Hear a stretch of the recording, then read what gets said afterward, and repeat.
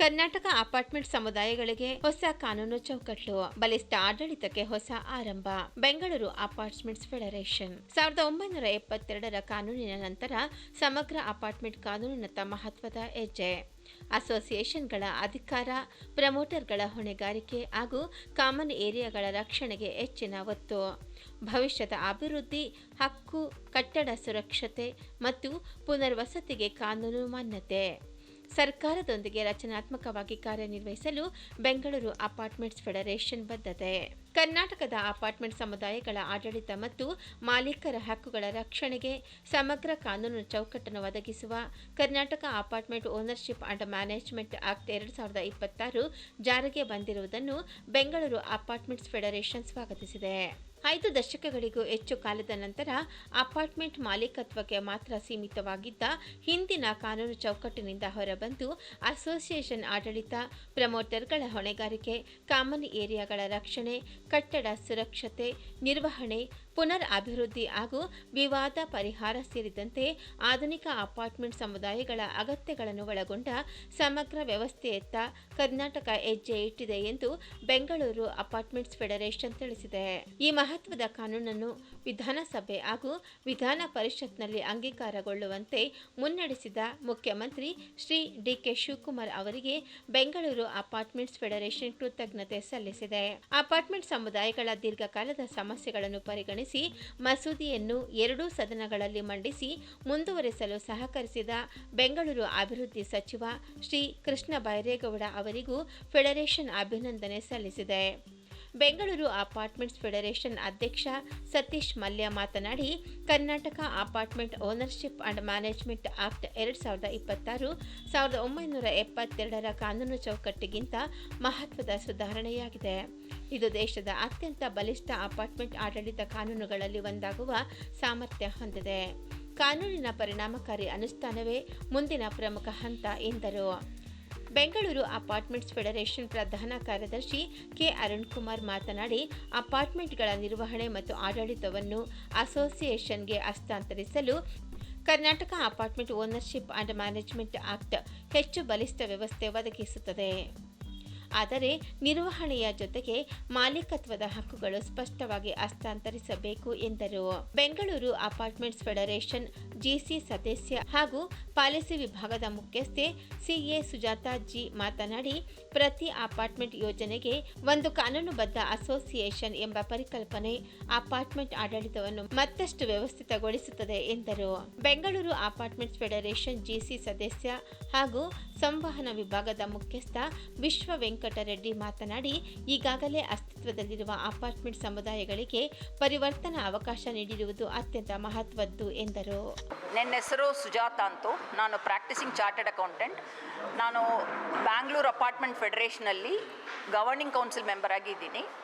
ಈ act Karnataka apartment ownership and management act 2026, ಈ act 19th August, that is last ವೀಕಲ್ಲಿ table ಆಯಿತು. ಆಮೇಲೆ 21st ಬಂದು bill was passed.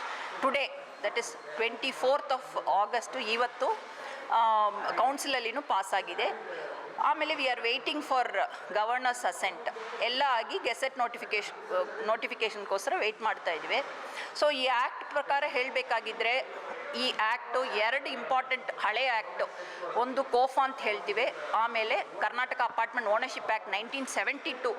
That means ನಾವು ಎಲ್ಲ before even we were born ಈ ಆ್ಯಕ್ಟ್ ಇತ್ತು. ಆ ಆ್ಯಕ್ಟನ್ನು ಚೇಂಜ್ ಆಗಿದೆ ಇವತ್ತಿಲಿಂದು. It is going to change. Bill is already passed. It will get rolled out soon. So ಈ ಆ್ಯಕ್ಟಲ್ಲಿ ಏನೆಲ್ಲ ಇಂಪಾರ್ಟೆಂಟಾಗಿ ನಾನು ಹೇಳಬೇಕು ಅಂದರೆ, ಒಂದು, ಈ ಆ್ಯಕ್ಟ್ ಪ್ರೊಟೆಕ್ಟ್ಸ್ ನಮ್ಮದು ಟೈಟಲ್, ಓನರ್ಶಿಪ್, ಹೆರಿಟಬಿಲಿಟಿ, ಟ್ರಾನ್ಸ್ಫರಬಿಲಿಟಿ ಇದೆಲ್ಲ ನಮಗೆ ಖಂಡಿತಾಗಿ ಮಾಡ್ತೀವಿ ಅಂತೂ ಅಶ್ಯೂರೆನ್ಸ್ ಕೊಡ್ತಾ ಇದೆ. That is the basic objective of this act. Second, redevelopment. That is ಇಷ್ಟು ವರ್ಷ 50 ವರ್ಷ ಆಗಿ ಈ ಆ್ಯಕ್ಟ್ ಆಗಿದೆ, ಹಳೆ ಆ್ಯಕ್ಟು. ಬಟ್ ರೀಡೆವಲಪ್ಮೆಂಟ್ ಅಂದರೆ ಏನಂತೂ ನಮ್ಗೆ ಗೊತ್ತಾಗ್ತಾ ಇಲ್ಲ. ಯಾಕೆಂದರೆ ಬಿಲ್ಡಿಂಗ್ ಎಲ್ಲ ಹಳೇದು ಆಗ್ತಾ ಇದೆ.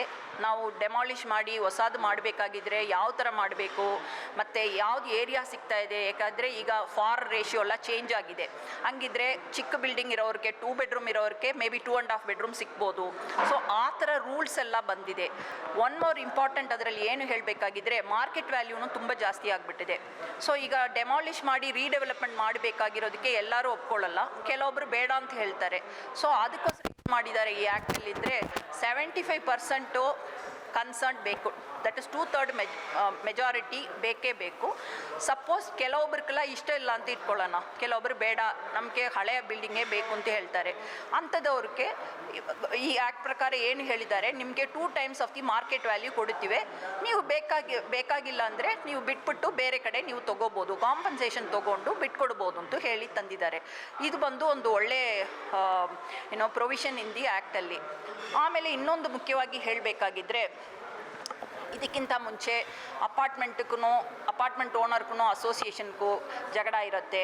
ಮತ್ತು ಒಬ್ಬರು ಹೇಳ್ತಾರೆ ಇಲ್ಲ ನಿಮ್ಮ ವಾಟರ್ ಕಟ್ ಮಾಡ್ತೀನಿ, ಎಲೆಕ್ಟ್ರಿಸಿಟಿ ಕಟ್ ಮಾಡ್ತೀನಿ, ನೀವು ಮೇಂಟೆನೆನ್ಸ್ ಪೇ ಮಾಡಿಲ್ಲಾಗಿದ್ದರೆ, ಈ ಥರ ಎಲ್ಲ ತುಂಬ ಕ್ಲಾರಿಟಿ ಇರಲಿಲ್ಲ. ಅವರವರು ಏನೆಲ್ಲ ಬರುತ್ತೋ ಹೆಂಗೆಲ್ಲ ಮಾಡೋಕ್ಕಾಗತ್ತೋ ಆ ಥರ ಮಾಡ್ತಾಯಿದ್ರು.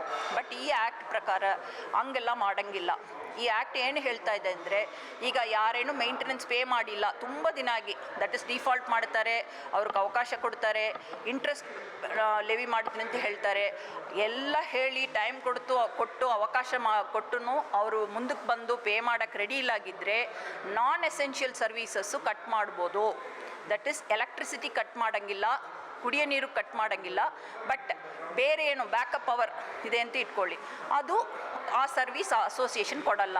ಮತ್ತು ಗಾರ್ಬೇಜ್ ಪಿಕಪ್ ಇರುತ್ತೆ, ಮತ್ತು ಹಾಲು ತಂದಾಕ್ತಾರೆ, ಅದೆಲ್ಲ ಸರ್ವೀಸಸ್ ಎಲ್ಲ ಕಟ್ ಮಾಡೋಕ್ಕೆ ಅವಕಾಶ ಕೊಟ್ಟಿದ್ದಾರೆ ಅಸೋಸಿಯೇಷನ್ಗೆ. ಇದು ಒಂದು ಒಳ್ಳೆಯದು. ಆಮೇಲೆ ಇನ್ನೊಂದು ಹೇಳಬೇಕಾಗಿದ್ದರೆ, ಈಗ ಒಂದು ಹೋಮ್ ಬೈಯರ್ ಇರ್ತಾರೆ, ಅವ್ರಿಗೆ ಅಸೋಸಿಯೇಷನ್ ಮೇಲೆ ಏನೋ ಒಂದು ಡಿಸ್ಪ್ಯೂಟ್ ಬರುತ್ತೆ, ಇಲ್ಲ ಬೇರೆ ಕಡೆ ಯಾರೇನೋ ಡಿಸ್ಪ್ಯೂಟ್ ಬಂದ್ರೇನೋ ಒಂದು ಅಪಿಲೇಟ್ ಮೆಕ್ಯಾನಿಸಮ್ ಅಂತ ಒಂದು ತಂದಿದ್ದಾರೆ. 2 levels of dispute escalation is brought into this act. ಅದ್ರ ಪ್ರಕಾರ ಅವರು ಏನು ಡಿಸ್ಪ್ಯೂಟ್ ಇದ್ರೇನೋ ಅಲ್ಲಿ ಹೋಗ್ಬಿಟ್ಟು ಕಂಪ್ಲೇಂಟ್ ಮಾಡಿ ಡ್ಯೂ ಪ್ರಾಸೆಸ್ ಫಾಲೋ ಮಾಡಿ ಅವ್ರಿಗೆ ಏನು ಬೇಕೋ ಅದಕ್ಕೆ ರೆಸಲ್ಯೂಷನ್ ಸಿಗುತ್ತೆ. ಇದು ಒಂದು ಒಳ್ಳೆಯದು ಈ ಆ್ಯಕ್ಟಲ್ಲಿ ತಂದಿರೋದು.